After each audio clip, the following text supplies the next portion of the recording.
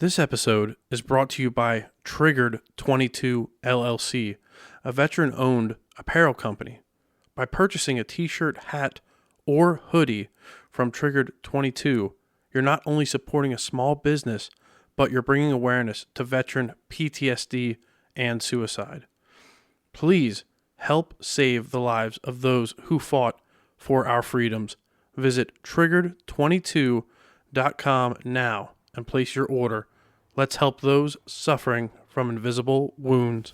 Welcome to the American Grown Podcast, hosted by Austin Sullivan. The American Grown Podcast will focus on people from different walks of life and their journey to where they are now. Now, turn up your volume and settle in for a great episode. Hi, I'm Austin Sullivan. This is the American Grown Podcast, recorded inside the Colortech Creative Solutions studios. Today, we have Lucas Stoner, equipment mechanic, outdoors enthusiast, and owner of Little Mountain Log Works. Lucas, welcome to episode 38 of the American Grown Podcast. Hey, thanks for having me. Glad to be here. Thank you for coming in and bringing with what I thought was a cat or some kind of dog when you came around the corner here. Yeah. What do you have here? I got a coyote fur from a coyote that I killed in Lebanon County last year. Local farmer had given me a call and said he had some running around the farm, coming into his compost pile behind the chicken houses, and I ended up calling in. This is one of 3 blonde coyotes that I had gotten, so I had to get it tanned, and I thought I'd bring it in tonight. Oh, it's awesome. Is it all right if I touch it? Oh, yeah. I mean, I know it's not going to bite me. Oh, wow. I never was this close to a coyote skin or coyote in general. Wow.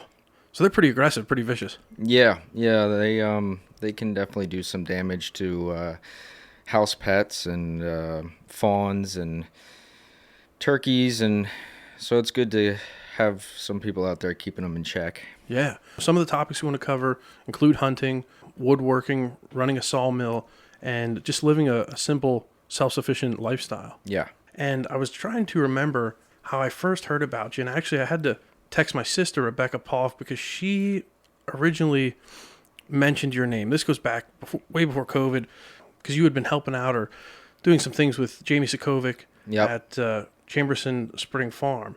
So that's kind of where I first heard your name, and then it wasn't until I started going with my in-laws to the FIHO, your Fredericksburg Eagle Hotel, for those that don't know, and Mike and Jamie Safor, you had just recently, this is when I found out, redid all their tables. Yes. Yeah, so early on, Jamie Sokovic, the way I met Jamie was through my wife, Jackie. She was into horses. Jamie was one of her really good friends, and so I met Jamie that way. We'd spend a lot of time at the farm. I did a couple of things for Jamie, woodworking-wise, also, and just became friends with Jamie that way. So then I met your sister through seeing her there a couple times. Yeah. Oh gosh, sometimes I think she lives there, mucking the stalls and everything. She's very passionate about equestrian and her horse. Was it Shyla? I think it is. So that's kind of how I first heard about you. And I didn't know you did the live edge and the woodworking until, talking with Mikey, because at the Eagle Hotel, I was like, these tables are beautiful, and the craftsmanship and the quality of it. So that's kind of what grabbed my attention. That's kind of how we met. And for those listeners that haven't listened, episode 17 talks about Mike Safor, now former owner of the Fredericksburg Eagle Hotel, or the FIHO. He sold it to the defuncts. But so let's get some background on yourself. Early on, where'd you grow up, school, things like that? Yeah. So growing up, my dad was always a hands-on kind of guy.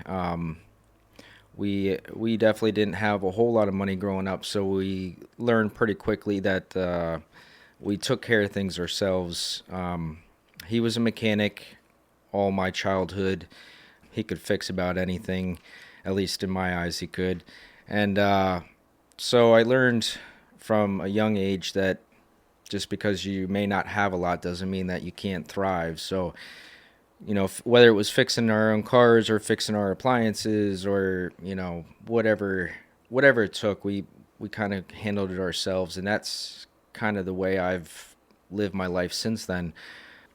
right out of school, I kind of followed in his footsteps, and I started working on cars right after I graduated. And then I kind of learned that cars wasn't really the path that I wanted to take, although I liked being a mechanic. I went towards construction equipment. So I got a job with Power Pro Equipment.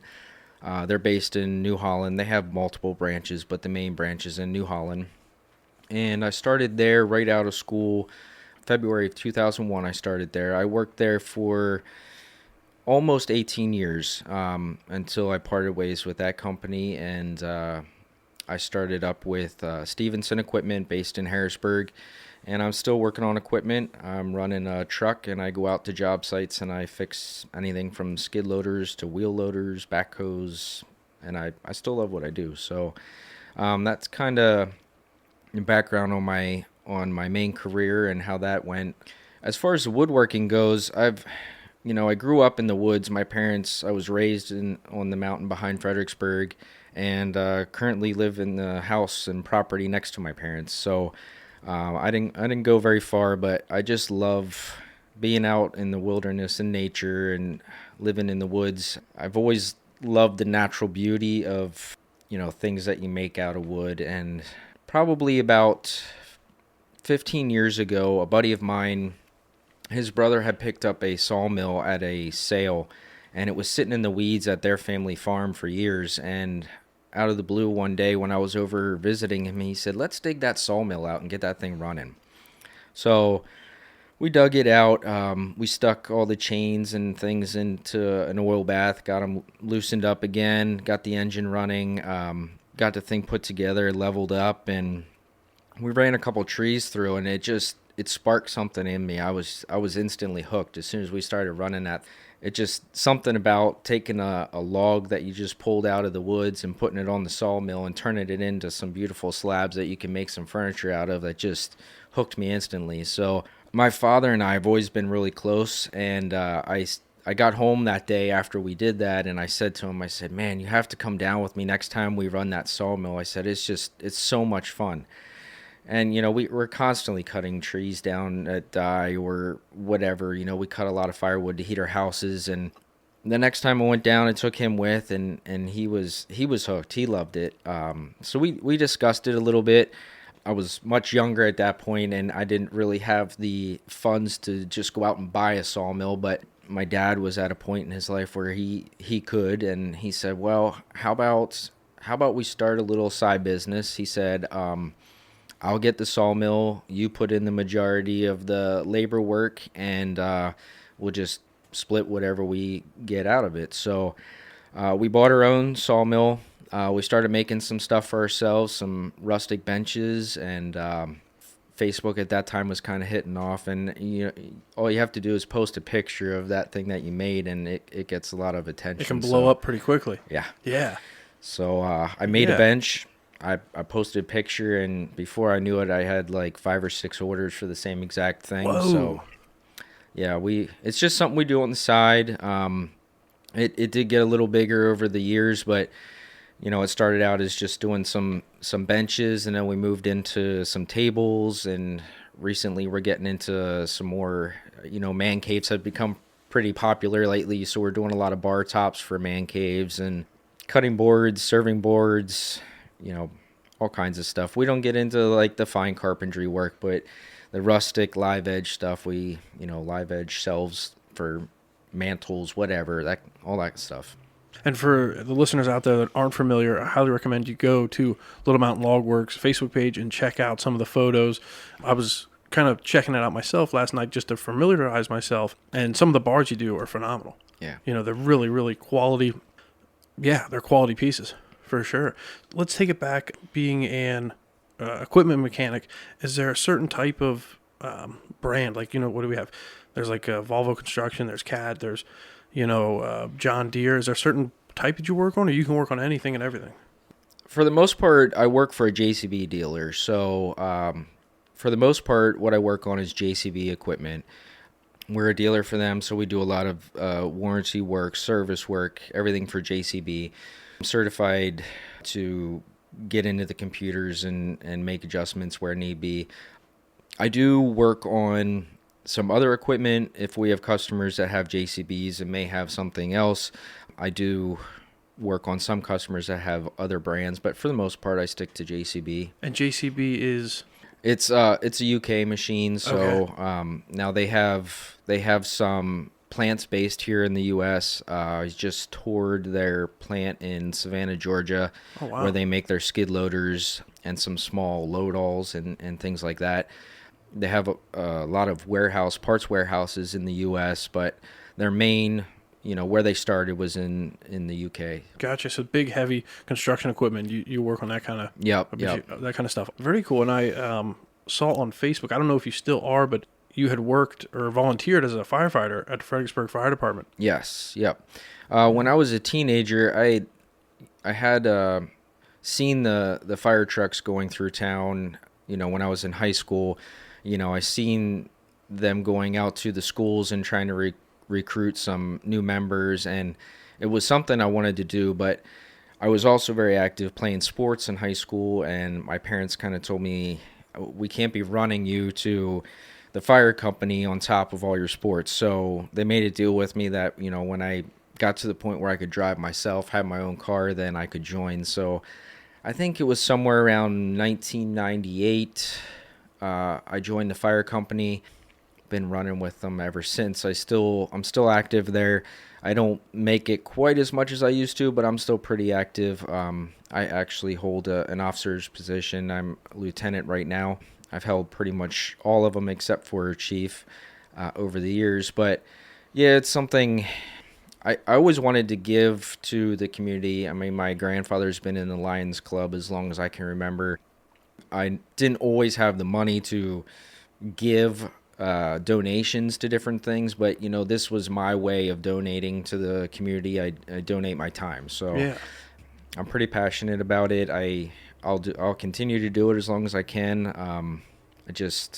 Something gratifying about being there in someone's time of need that keeps me going and makes me want to continue. Yeah, well, thank you for that, because sometimes you're the unsung heroes, you know what I mean? But you're the first line of defense, whether it's EMS, firefighters, police officers. Right. And you guys definitely don't get the recognition you deserve. So, seriously, thank you.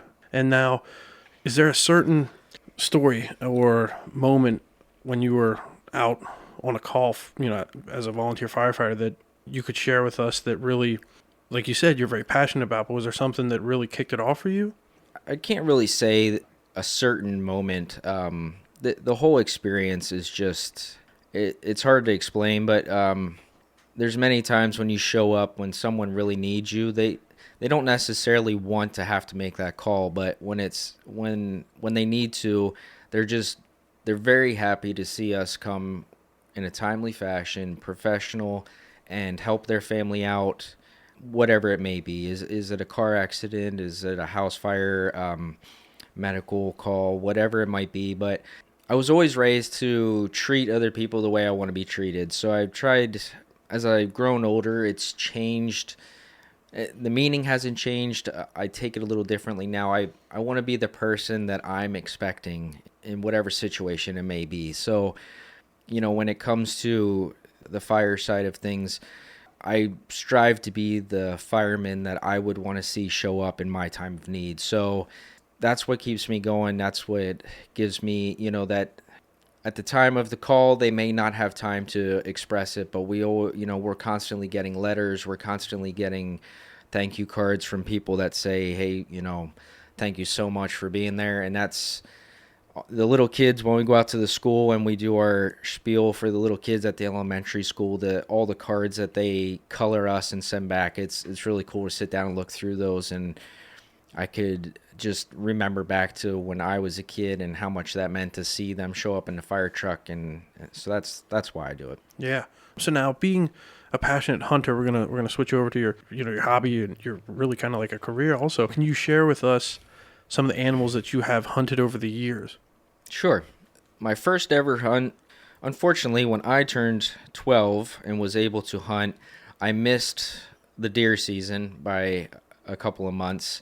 So when I was able to hunt, my first hunt was actually rabbits. So my grandfather kind of would get the sons and son-in-laws and their their kids, the grandkids together, and we would go out and do a rabbit hunt. And I just remember it being the greatest thing ever to have the family all together and go out and do a rabbit hunt. And then my grandmother was an excellent cook, and she, we'd bring the stuff home, we'd clean it, and then she'd make us a big dinner for everybody to sit down and enjoy it. So that started me off.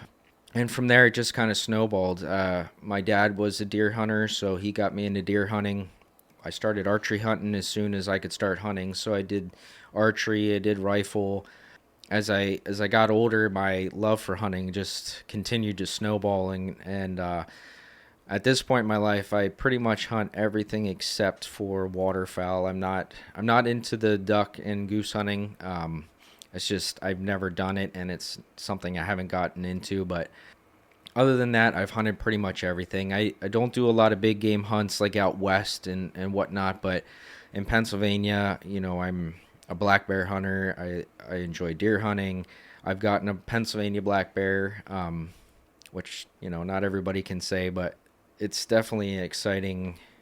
There's different ways to hunt everything. When we're hunting black bear, we're hunting with a group of guys and we're driving the mountains, northern Pennsylvania. When I'm deer hunting, I'm solo. I'm by myself. I'm in a stand. I like archery hunting because it's kind of a quiet time of year. You're sitting there. You're in a stand. You're not far off the ground. Everything's close and in your face. You're seeing nature as it's supposed to be. Rifle season's a little different story. You have hundreds of thousands of guys in the woods, and there's a lot of commotion and stuff's running around and crazy, but it's a different kind of excitement. And probably my late teens, I started fox hunting. So me and my cousin, we had an old Johnny Stewart tape player that we would take out to call fox, and back in that time, we're using flashlights and shotguns, and there's something about calling something into you and using that red light, and you see those eyes light up 100 yards away and start working their way into you. It's just, and all the while it's midnight, it's pitch black, and you're blaring that squealing rabbit. It's just, it's not for everybody, but for me, it's an adrenaline boost. I was gonna say it's probably an adrenaline rush. Yeah. And I have friends that hunt and family, but I never did. So when you hunt fox, I was going to say you have to do it at night, right? Because that's when they're most active. Yeah. I've hunted them during the day, usually first thing in the morning when it first gets light, last light in the afternoon. But they're most active, from 7 o'clock until whatever time.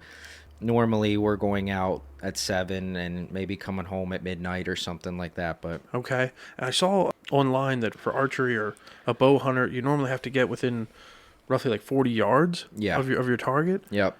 That's got to be pretty tough. Yeah, it takes a lot of, it's not just the going out and hunting. It's there's a lot of prep beforehand. You're scouting your areas.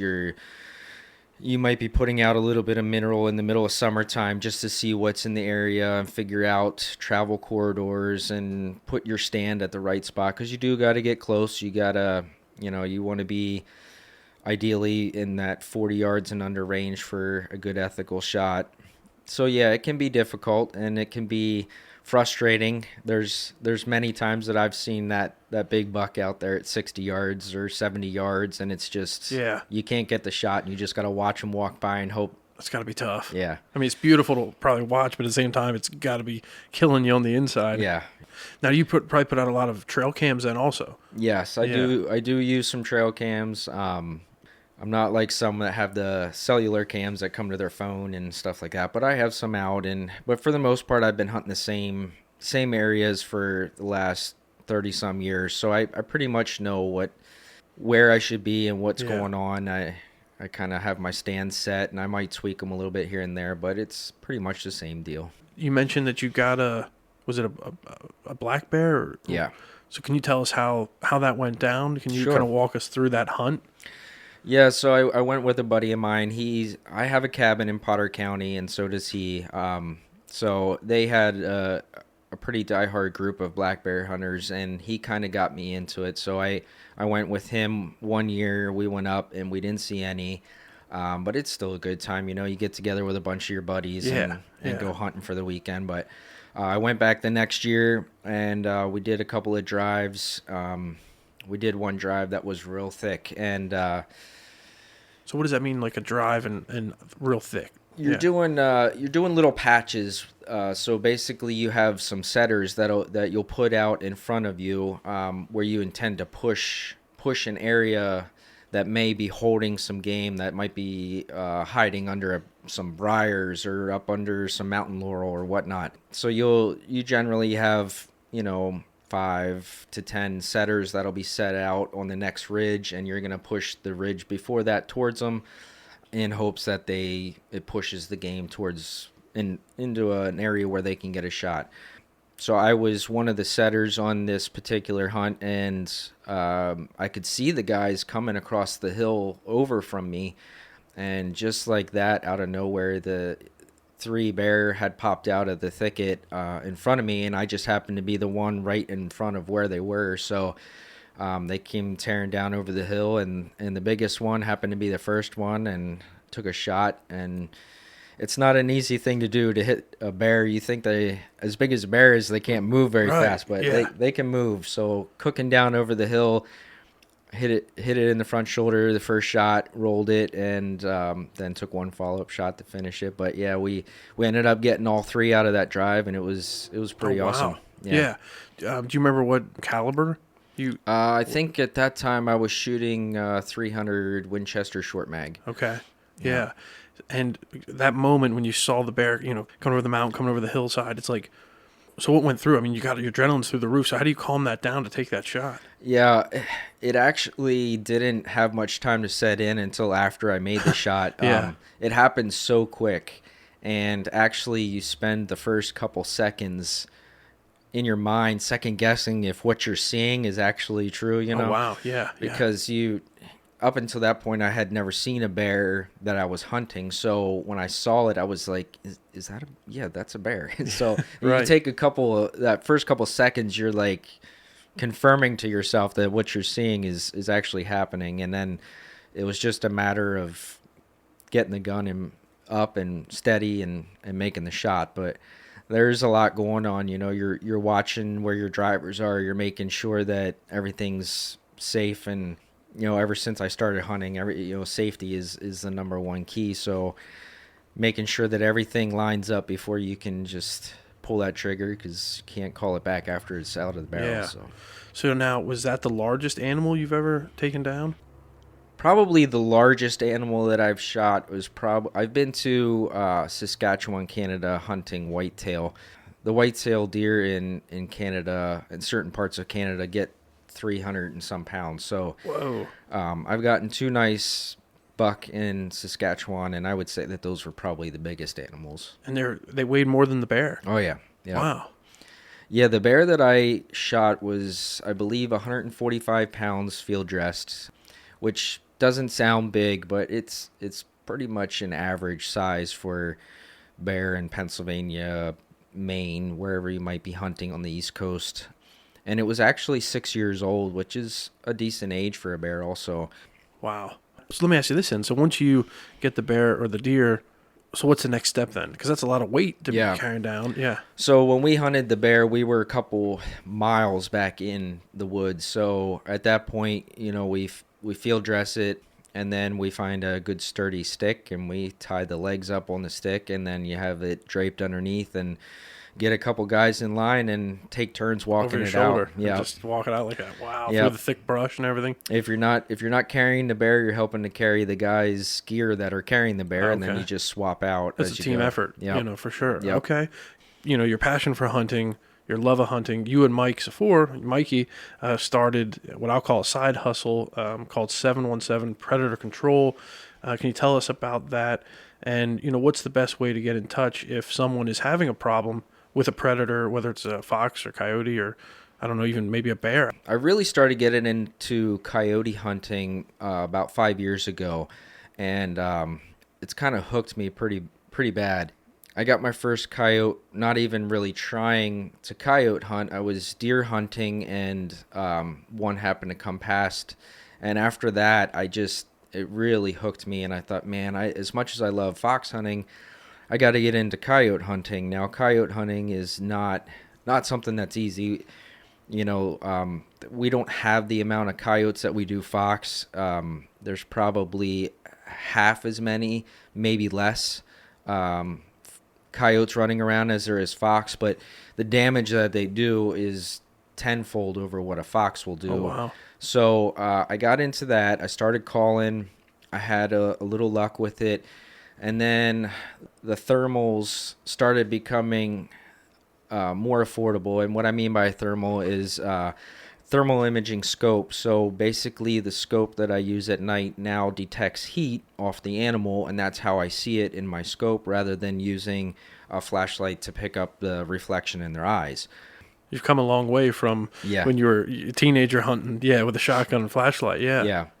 So I was able to pick up my first thermal 4 years ago now, and the first year I basically quadrupled what I was getting prior to that with a flashlight, and I was just hooked. I mean, every free evening I had, I was out trying it. And so Mike was always a good friend of mine. He's a big hunter, and I said to him one time, I said, man, you got to come with me and check out this thermal thing, and we'll call some fox and hopefully a coyote. And so I took him out with me a couple nights, and he checked out my stuff, and he's like, man, I got to get me one of those. I believe it, yeah. He was hooked. So he ended up buying himself a thermal scope for his gun, and we've been good hunting buddies ever since then, where we pretty much spend all our late summer through fall and into the winter just out after fox and coyotes. And you get a couple here and there, and the farmers hear about it. They tell their farmer friends. The next thing you know, you get phone calls. Hey, can you come down here? I hear them at night. Yeah. So yeah, we've been doing that. It's not a lucrative thing for us. We're not making money off of it. We enjoy the hunting aspect of it, and we just are looking to pick up properties around the area that we can other spots to have. Because one thing with the coyote calling, the fox calling, is you can't overplay your areas, or you chase them out, you burn them out, and they won't come in anymore. Basically, when I'm hunting a spot, if I hunt that spot, it's going to be another month before I go back there. Oh, wow. Especially if I see something and I don't get it, or whatever. But having, we've got probably 50 or 60 spots that we hunt, and it's just, we keep adding more just so that we have fresh areas to hit and we're not playing out our spots. But the name we came up with just is something for people to remember. We cover Berks, Lebanon, Schuylkill counties. We do some hunting in Potter County, and he's got some properties picked up for us out near Raystown. So we get around. You can get a hold of us through social media. He's on Facebook, I'm on Facebook, and then I have an Instagram, L Stoner, Little Mountain Log Works. But yeah, you get a hold of us, send us a message through any of those. We'll give you our number. You and Mikey going out in these night hunts, what's like, you're not wearing, your Sunday best. What is it all blackout? Doesn't it matter what you wear? It does, because you'd be amazed how your eyes acclimate to the little bit of light that is out at night. So once you're out there and you're in the dark and you're not using flashlights, because now with the thermal, we sneak into these fields. We're not using lights. We're walking in the pitch black. We don't want anything to know we're there. We're setting up our collar in the dark. Everything's in the dark. We have thermal binoculars that we use to scan with. They just hang around our neck, and it's just like a pair of binoculars, but it's a single binocular, and it also sees thermal. So as we're walking in, we'll scan the field, make sure we're not going to spook anything out. We get our stuff set up, and then we turn the call on and then call them in. But yeah, we want to be dressing in either dark colors. You can still wear camo. Basically, you don't want anything that a fox, a coyote, any of those things, they can see way better than we can in the dark. So we're positioning ourselves so that we're not, skylined, because that little bit of light that the moon's putting off if you don't have something to your back, they're going to pick you up. They're going to see Wow. your silhouette. So we're positioning ourselves in front of a tree, in front of some bushes, on a fence row. That's amazing. To break up your outline. Yeah, and blend in. Yeah. With the background. That's crazy. I didn't know their eyesight was that good. And you mentioned early on their favorite thing to kind of snack on. It sounds like chickens. You mentioned fawns, pets. Yep. So we're playing sounds to mimic the prey that they're going to go after. Rabbits is a big thing. They also like to go after mice and voles. So we'll play that kind of squeaky stuff. Depending on the time of year, we'll play sounds that mimic their own sound. Coyote sounds, whether it's aggressive or mating or whatever. Pup distress sounds like their pups would make. Whatever we can use to spark their interest to come in and check it out. Wow. What does being an outdoor enthusiast mean to you? Basically, what it means to me is that it's kind of a lifestyle for me. I live there on the mountain. I love to spend all my free time in the outdoors. So when it comes to vacations, I'm not the kind of person to pack up the family and go to the beach. I like being out in the outdoors. I like seeing nature for what it is. So if I got time to go on a vacation, it's usually going to be a camping trip somewhere, or it's going to be checking out some new area that I haven't been in, a state park or whatever. My fiance and I went to Montana last year, and I just loved it. I mean, it was one of the best experiences I've ever had, and we're getting married in September, and our honeymoon is going to be a return trip to Montana. So, that sounds awesome. Yeah. Do you want to shout her out? What's her name here? Yeah. So Becca Swiger, I met her. I have to give you a little bit of a backstory here. Okay, so, please. I mentioned Jackie earlier. I was married to Jackie. She was probably one of the best things that ever happened to me. She came into my life at a time when I wasn't. I was early 20s. I wasn't really sure. That's kind of a turning point for a lot of people. But she kind of changed my life, put me on a straight and narrow, and she had an autoimmune disease, which at the time I met her, she tried to scare me away as much as possible and tell me that I didn't want to get involved, but I didn't listen to her. We were married for almost 10 years. She ended up passing away from her autoimmune disease, but she taught me a lot along the way. And soon after she passed, I had a good friend of mine that I do a lot of hunting with that had a camp in Potter County, and he said, "You really need to come up for the 4th of July." He said, we have a big camp out up here. You need to come up and just spend some time camping with us, and it's going to be a great weekend. So I did. I loaded my stuff up in the car, and I headed up there, and just totally by chance, a mutual friend of his was camping there also and brought his family, and Becca was his daughter, and she showed up there out of the blue, and that's how we met.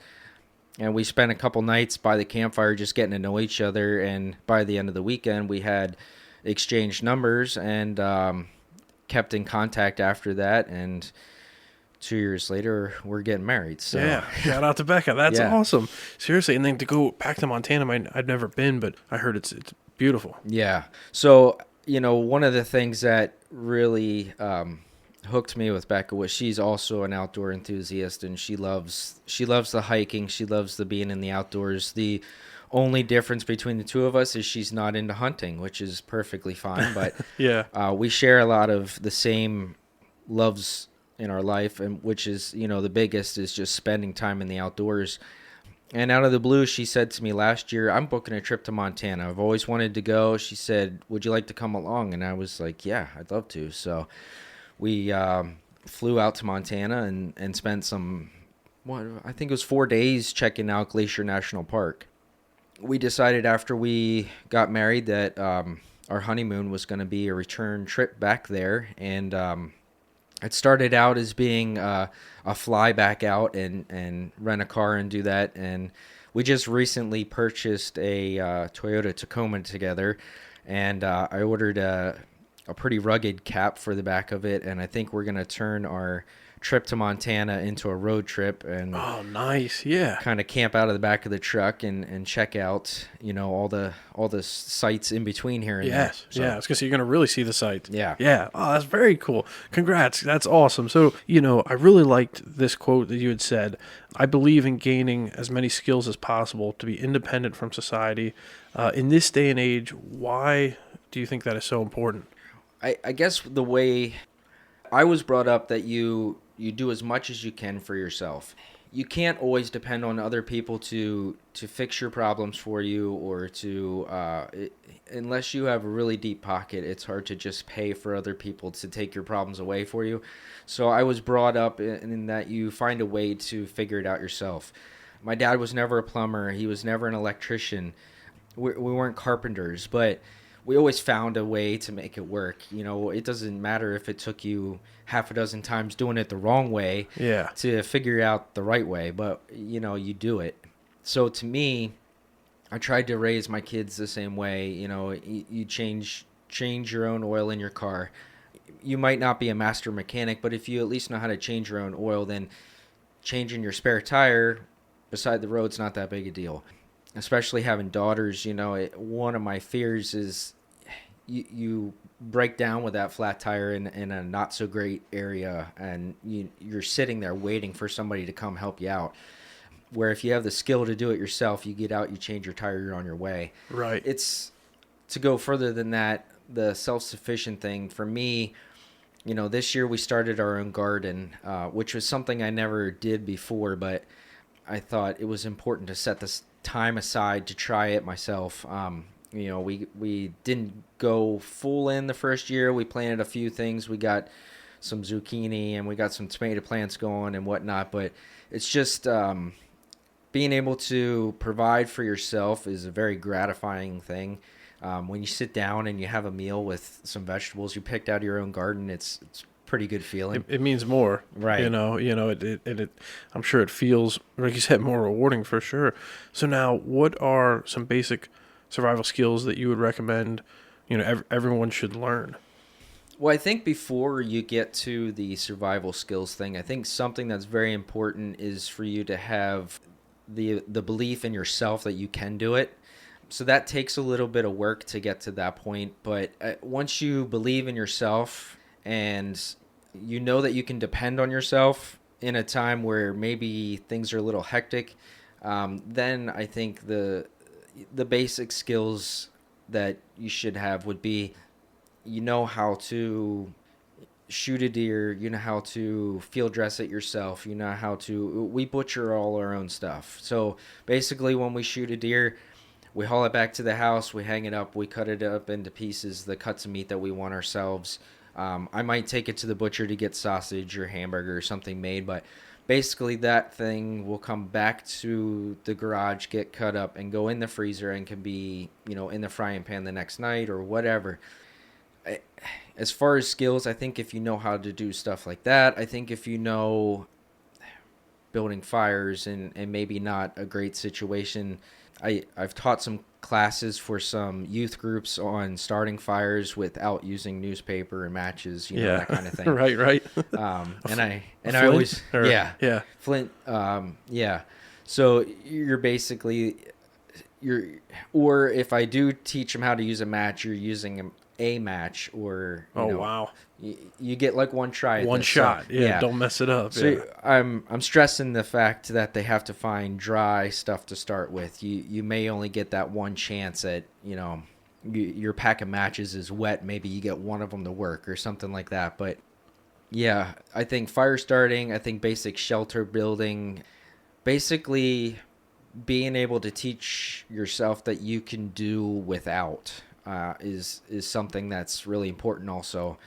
It really is a shock to a lot of people if you take away the internet and the television and the soft bed and that kind of thing. It really can throw people off.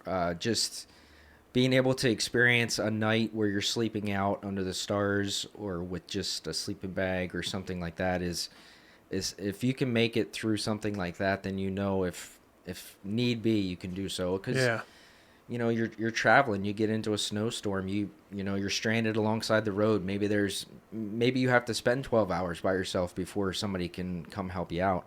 It's not just all about a doomsday situation. It could be basic any everyday emergencies that cause it. Yeah. Sometimes I think the creature comforts like the phone, the TV, like you said, the comfy warm bed that our ancestors, and going way back generations, they didn't have that, and they Right. were very self-sufficient. My grandmother, she had a garden. It's interesting to see how, as technology is more prevalent in our lives, how much we forget those old ways. Right, exactly. Yeah, you take things for granted. It comes down to realizing how dependent you are on the modern conveniences, and I think it just goes back to taking a look and knowing that stuff can be taken away at any time. There's been bad storms that come through the area. The power's been knocked out. My house is heated by a wood stove, so if the power goes out, our houses always have heat. And if you don't have a way to do that, having a generator, having backups in place, it's the forward-thinking kind of mentality where you just gotta sit back and look at a situation that could happen, because I think our weather is getting weirder and weirder as stuff goes on. So there's always the chance of the power going down. And it could be for days. I remember a time, I can't remember the year, but we had a serious storm come through Fredericksburg, and I ran fire calls for 2.5 days straight. Wow. Fredericksburg and that surrounding area was just crippled by the storm. Cutting up trees across the roadway for days. There was close to a week where we were without power in some of the areas. So having a backup generator or something where you can power your freezer and you don't lose everything. I was just thinking that. I was thinking your food probably within 24, 48 hours goes bad in the fridge. Yeah. Yep. Kind of change mindsets here. Little Mountain Log Works. How'd you come up with the name? And I know you gave us a little bit of background, but let's go a little bit deeper into that. The name was just something that I thought was catchy, something a little different. So me and my dad started, making some stuff for other people. The name came on a couple of months later down the road after we were kind of into it. No reason other than we live on the Little Mountain. So the area that we're from is that everybody refers to it as the Little Mountain. Then you have the mountain chain behind us, which is the Big Mountain, the Blue Mountain. That's the mountain that the Appalachian Trail runs across. So I just played off the Little Mountain and went with Little Mountain Log Works. Basically we're doing tables and benches and bar tops and stuff for anybody that's looking for that rustic. The Live Edge kind of came on here a couple of years ago and became popular. So yeah, is there a favorite rustic piece of furniture that you've built? I don't know. I'm pretty proud of the black walnut tables that the hotel has there. Those things they're awesome. Black walnut is probably one of the nicest woods that you can work with. It's not nice health-wise because the sawdust that comes off of black walnut is really not that good to inhale. But oh, geez. The product that turns out from it is just beautiful. That dark chocolate color really comes to life when you put some clear on top of it. And just every piece is different. That's part of. I don't stain anything that I do. It's all polyurethane clear coat. I just like seeing the natural look of it. And every piece that until you get it sanded and you get that first coat on, you're not really sure what it's going to look like. Yeah. It's like Christmas Day every time you finish one of those pieces. And the desk we're sitting at right now, you made this? Yeah. And I get a lot of comments from guests that come in and people that work here at Colortech at our family business, and they're like, where'd you get that? Or like, that's so cool, just because it's so different. It's not manufactured in a big warehouse or a big corporation like Walmart or Sam's Club mass producing. It's so unique. Yep. Yeah. Every piece is a little bit different. So that's what keeps it exciting. Yeah. So now, what motivates you in your day-to-day life to be the best version of yourself?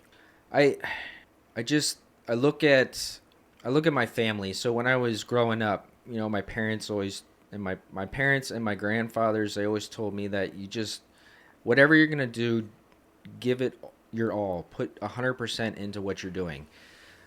If it's important enough for you to take time out of your life to do it, then you might as well give it 100%. So that's kind of the way I've tried to live my life. Whether it's family or work or a hobby or whatever, if I'm gonna do it, I'm gonna put 100% into it. And I just kept that going through my life. I tried to teach my kids that. Becca, she has 2 little girls, and we're trying to get them into the outdoors and show them, there's more to life than sitting in front of a screen. So we're showing them the bugs, we're showing them, birds, and every time we're driving, we're looking at deer or turkeys or whatever. And so I think that kind of stuff is just, you get a lot more out of that kind of a lifestyle than growing up in front of a screen. I couldn't agree more. Like I said, it's tough because it's so prevalent. Now some of the schools, not that there's anything wrong with it, but this is how I guess these new generations, next generations are learning. But when I was in school, you had a notebook, you had to buy books, you had to, you know what I mean? Now it's like, okay, here's your laptop, here's your iPad or whatever it is. And not saying the schools or anything do anything wrong, but it's so much. Then you get home, you got, the TV, you got your phone on you, your computer's at work. It's definitely a lot of screen time. And I think if, both adults and the youth coming up just take time, like you said, to just appreciate Mother Nature. Right. Yeah. One of the things that kind of irritates me is the way society is going, and we're getting away from some of these old school techniques and hobbies, and we're pushing the kids into there's a lot of kids that don't know anything about hunting. Hunting's fading off among the youth, and it makes me sad to think that there's kids that don't get to try it out. I at least want to, when I was raising my kids, I at least wanted them to try it. Mm-hmm. And if they don't like it, that's fine. Yeah. It's not for everybody, but I wanted to at least give them the chance to give it a try and see if it might be something that interests them. Yeah, I just think, another thing that Becca and I are kicking around is possibly homeschooling the kids. I have a couple of friends that have started that, and their kids get to go on these awesome hiking field trips, almost on a weekly basis as part of their curriculum. That they're learning life skills, but they're doing it in a way that nature's involved, rather than sitting in front of screens, sitting in at a desk where you're just one of many. Right. Your personality's not pulled out. Yeah. So it's not strictly politically based. It's more, we're looking to give them every chance we can to be a part of life, not just what's put right in front of you. Yeah, I couldn't agree more. I think homeschooling is something that I've thought about with Parker, and we have a baby boy on the way here shortly. Actually, early January, he should be here. So congratulations. Thank you. Yeah, thank you. But it's something that I've thought of, and sometimes it comes with I think a stigma, but at the same time, and the schools have changed so much, just in general. I remember when I was in school, no headphones, no chewing gum, no phone out. Now I've seen, we've gone into a couple schools, and they have the headphones, the phones out, chewing gum. I'm like, so what's going on? I graduated 2011, and here it's 2023, or last year 2022. I'm like, man, things have really changed. Yeah. So that's kind of what motivates you. What would you say you're most passionate about? I think what I'm most passionate about is I'm really close with family. I think having a strong tie to your family, and a good core group of friends that you're there for each other no matter what time of day, situation. It just doesn't matter. And really what brought that home is being a part of Jackie's life and watching, even though she knew that her time on earth was going to be shorter than most. Her optimism for life was remarkable. She just had this faith in God. She had this love of family and friends that just radiated off of her. And it's something that really brought home to me what's important in life. And family and friends and faith in God is just, three things that that's what's most important to me. I brought this piece of rope with as one of my items tonight, and it's got 3 strands to it. So when Jackie and I went to our marriage therapy or whatever classes you go to before your pastor will marry you, the first night we went, the pastor gave us a piece of rope that was made of 3 strands, and he said a rope of 3 strands is not easily broken. And he explained it to me like the one strand is yourself, the second strand would be your family or your spouse or whoever is that backbone to you in your life, and then the third strand is God. So if you incorporate those 3 things in your life, it's going to be really hard to break you down. So that's something that really stuck with me since that day, and I just, family and God is important to me, and I try to be the person that they need, and they're the same to me. The items you brought, you mentioned the rope, the coyote pelt or skin here. Yep. And I saw, and you probably always carry it, Yeah. but I saw you have a pretty big size knife. No, I actually brought this along also as one of my items. So another thing that is important to me is supporting, small business. So I brought a handmade, hand-forged knife that my buddy made for me. He's a blacksmith, and he makes handmade knives, forges them. This one was actually forged out of a piece of cable. So wow, that's something that's pretty important to me. The leather sheath was made by one of his buddies that does leather work. Oh, wow. Okay. So something that's important to me is supporting the small business. Anytime that I can, I'm gonna buy that piece, that one-off piece from a local craftsman. I'm gonna support the small bait shop over the chain store. And it may not be the cheapest way to go. It may not be the most convenient, but you're doing more than just purchasing an item for yourself. You're supporting somebody that has, the same goals and the same outlook on life as you do. So that's something that's important to me, and that's why I brought that along also. And do you want to? Oh, is that like a Damascus? Is that, or how's? Well, this steel? This one has all the lines in because that's all the pieces of cable. So it was a piece of wire rope. Oh, okay. That was forged out, and that's why this one has the lines in it. Do you want to shout out your friend? Yeah, his business. So Minnick Forge, my buddy Dave Minnick, he's a blacksmith. He works back at Penn National. He shoes horses there, and he does a lot out at farms. He's worked at Jamie Sokovic's farm a couple times. So He's been doing that since he was a teenager. He apprenticed with one of his buddies, who I'm actually friends with also, and he's been doing it ever since. And they get into making some knives and stuff like that. And so he's got quite the list for knives. There's always people looking for him. I was lucky enough to get one, actually 2 of them off of him, but it's something that I hold pretty close. That's awesome. And, local small business, family business, I think is the lifeblood. Yeah. It's not the Sam's Club or these huge corporations that are out there, the Dollar General. It's like, come on, I agree with you. Support local. Yeah. So now do you know the leather holster, who made that? I don't. He told me at the time who made it. I think it's somebody that works at the track with him, does leather work. So when he makes a knife, he hands it to him, and he fits a sheath, puts a sheath together to fit it.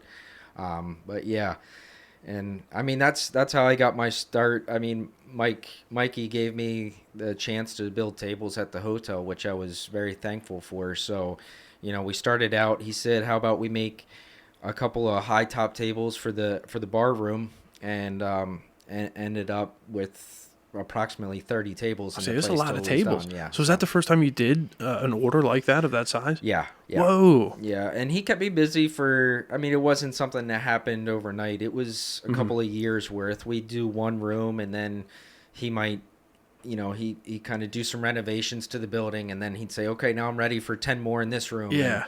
and then we ended up finishing out the deck. We did the ones on the deck. So yeah, he kind of got me started there, and then obviously, you know, you post the pictures, and I've gotten businesses. I did a couple for Big Daddies in Lebanon here. Oh yeah. Well, wow. Okay. Yeah, I'll have so to check that out. different businesses in the area see it and get a hold of me. Yeah, and that's how it grows. Perfect. So now, how can our listeners connect with you and follow along on your journey? We have a Facebook page for Little Mountain Log Works. You can find us on Facebook. I have an Instagram, L Stoner Little Mountain Log Works.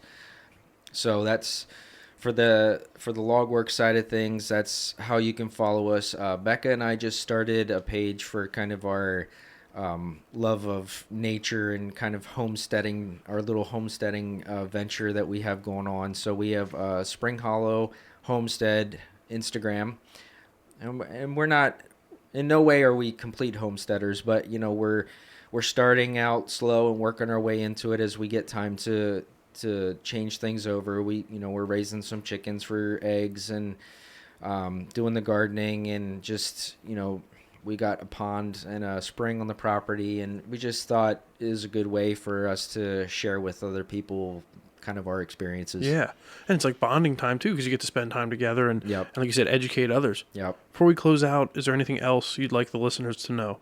I think that pretty much sums it up. I just wanted to kind of bring my story in and share it, and hopefully it reaches somebody that, you know, might want to share, maybe dip their toes into the outdoors and share it with their kids, and hopefully we can keep the outdoors in the youth's lives, and take them for a hike, or, you know, take them to the stream, show them the native fish that are swimming around, the crawfish or whatever. I think it's important that we share that kind of lifestyle and pass it on so it doesn't die out. Get their hands dirty and get some fresh air. Yeah. Lucas Stoner, owner of Little Mountain Log Works, on the American Grown podcast in the Colortech Creative Solutions studios. Thank you for joining me. Thanks for having me. To see photos of today's guests and more content, just search American Grown Podcast on Facebook and Instagram. If you enjoyed this episode, please subscribe and leave a review. If you'd like to be a featured guest on the podcast, please direct message or email Austin at americangrownpod@gmail.com.